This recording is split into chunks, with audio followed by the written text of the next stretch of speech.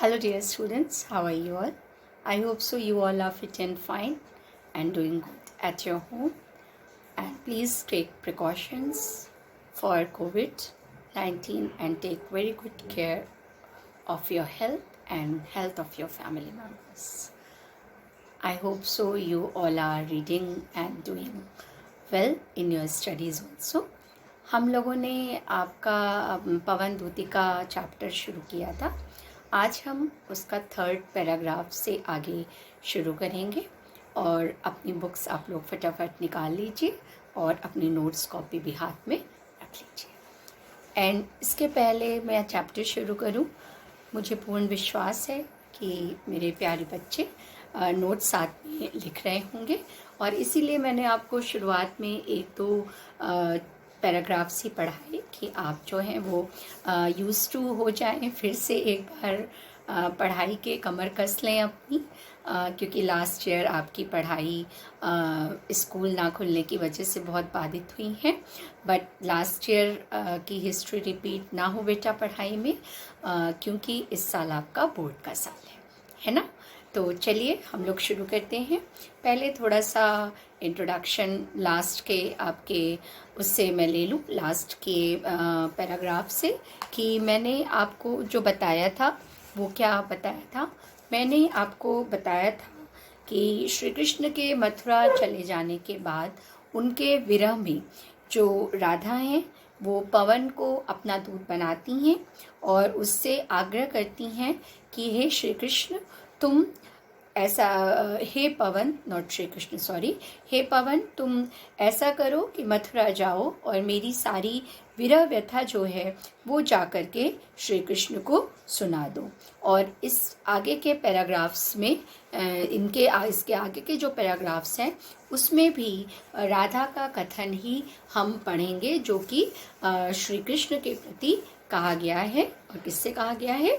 पवन से कहा गया है. तो चलिए शुरू करते हैं. जो ही मेरा भवन तज तू अल्प आगे बढ़ेगी, शोभा वाली सुखद कितनी मंज कुंजे मिलेंगी.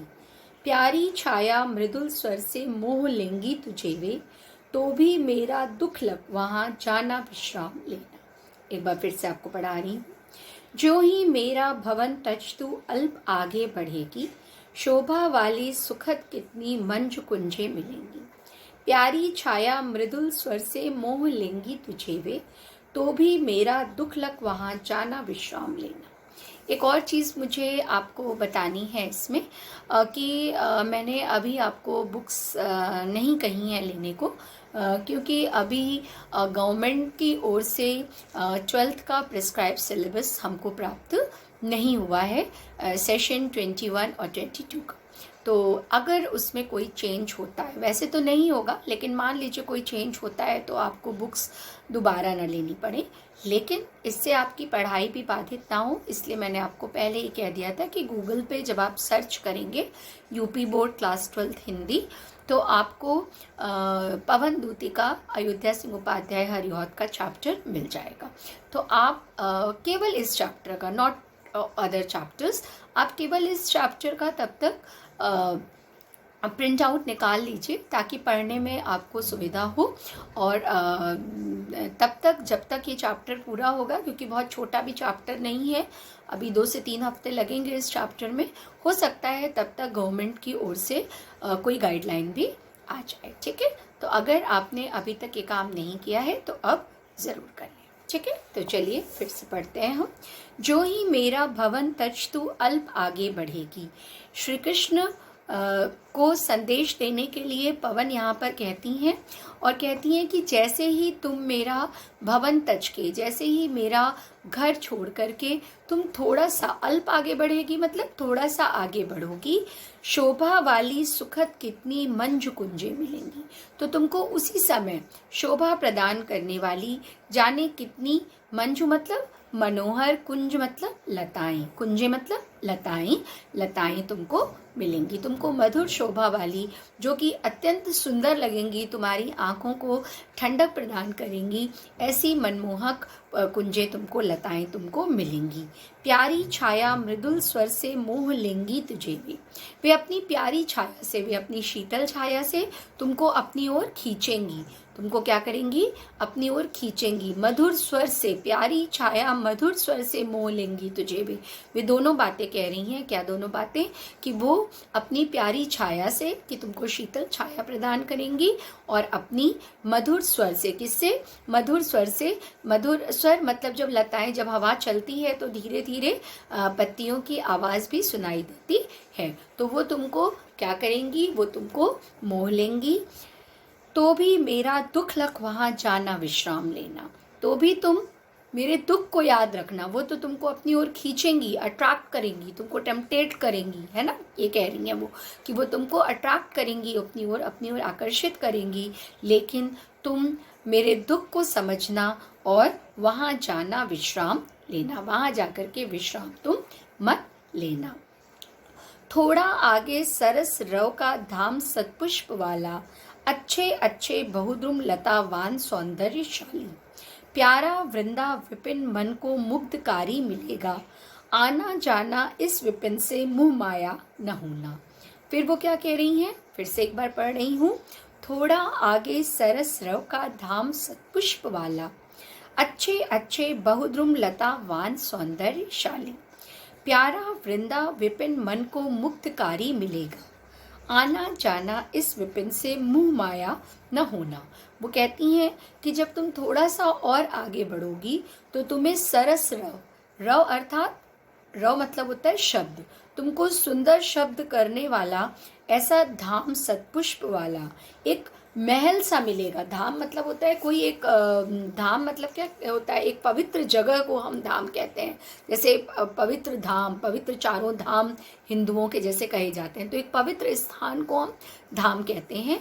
तो वो कहती हैं जब तुम थोड़ा सा आगे बढ़ोगी तो तुम्हें सुंदर स्वरों को करता हुआ एक धाम मिलेगा, एक पवित्र स्थान मिलेगा सतपुष्प वाला।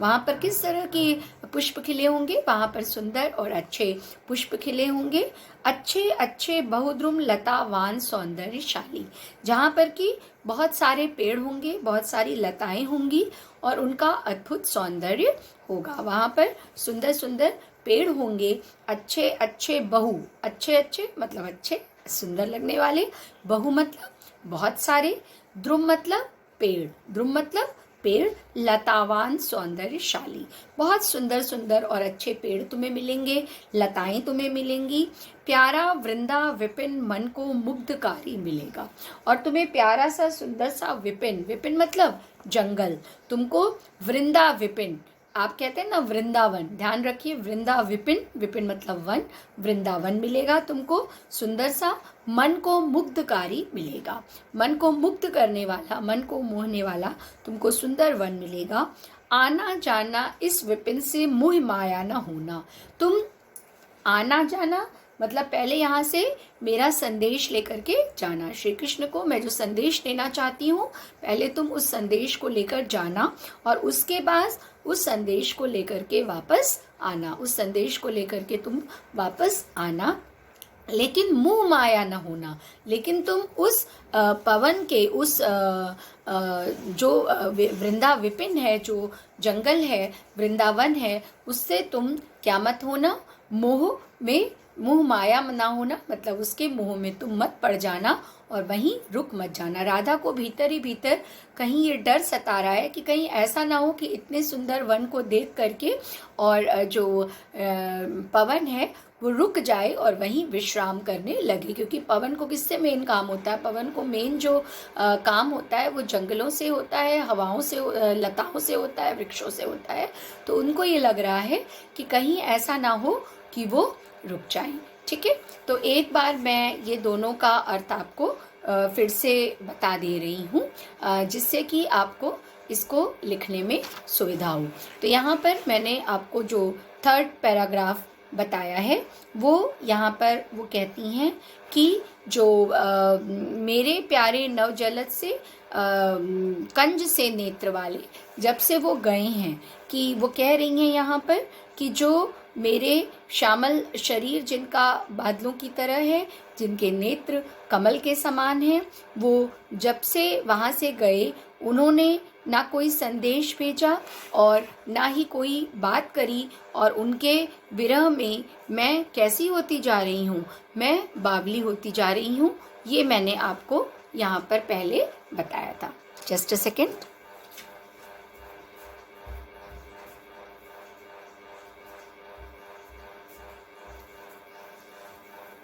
यस, वो कह रही हैं कि सॉरी फॉर द इंटरप्शन, वो कह रही हैं कि इन्होंने यहाँ तक मैंने आपको बताया था।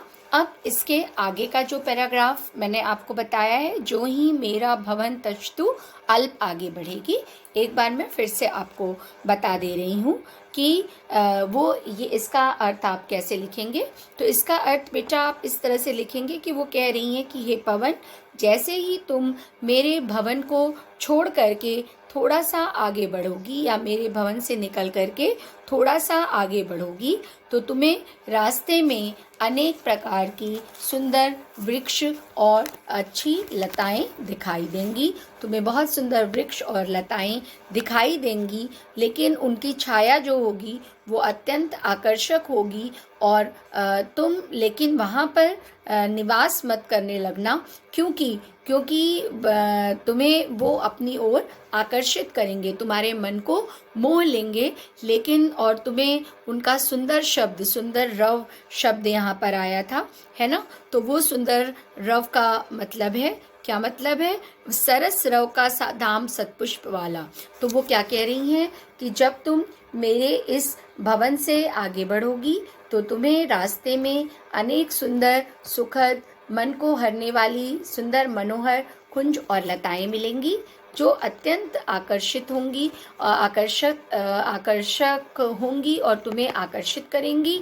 तुम्हारी छाया को जिनकी छाया जो है वो बहुत आकर्षक होगी, और उन पर वहाँ निवास करने वाले जो वृक्ष और लताएं होंगे वो बहुत सुंदर होंगे, और अपने मधुर कलरव से तुम्हें मोहने का प्रयास करेंगे। लेकिन तुम इस शोभा को निरखना, और निरखने के लिए थोड़ा सा वहाँ रुक भी जाना, लेकिन ऐसा मत करना कि हमेशा के लिए वहाँ पर रुक जाना, कि तुम उस सुंदर शोभा को निरखने के लिए, देखने के लिए, वहाँ रहने के लिए रुक मत जाना, बल्कि तुम क्या करना, तुम ये ध्यान रखना कि मेरी व्यथा को तुमको श्री कृष्ण को सुनाना है, और मेरी व्यथा को जाकर के तुम उसे दूर करने के लिए ही, जो मेरी व्यथा है उसे मैं दूर करने के लिए ही तुम्हारे पास तुमको श्री कृष्ण के पास भेज रही हूँ। तो तुम मेरी व्यथा का ध्यान करके और मेरे प्रेत तक मेरे संदेश को पहुँचाना, और उसी को ही तुम प्राथमिकता देना। ठीक है, समझ में आया? फिर वो क्या कहती हैं, जो इसके बाद जो पैराग्राफ है थोड़ा आगे, सरस रव का धाम सतपुष्प वाला, जो मैंने आपको बताया वृंदावन वाला पैराग्राफ, इसको भी एक बार फिर से बता रही हूँ, केवल अर्थ बता रही हूँ अब, ताकि आप लिख लें कि वो कहती हैं कि हे पवन, तुम क्या करना, जैसे ही तुम आगे बढ़ोगी थोड़ा सा, तो तुमको रास्ते में क्या मिलेगा, तुमको रास्ते में वृंदावन मिलेगा। वृंदावन नामक उपवन एक मिलेगा, जिसमें बहुत तरह के पशु और पक्षी विचर रहे होंगे, और बहुत सारे पक्षी जो हैं वो मधुर स्वर में कलरव कर रहे होंगे, जिसमें पक्षी और पशु विचर रहे होंगे, पशु पक्षी, और मधुर स्वर में पक्षी वहाँ पर अपना मधुर कलरव कर रहे होंगे। नाना प्रकार के, विभिन्न प्रकार के सुंदर सुंदर पुष्प वहाँ खिले होंगे, फूल खिले होंगे, लताएं लटक रही होंगी, घने सुंदर वृक्ष होंगे।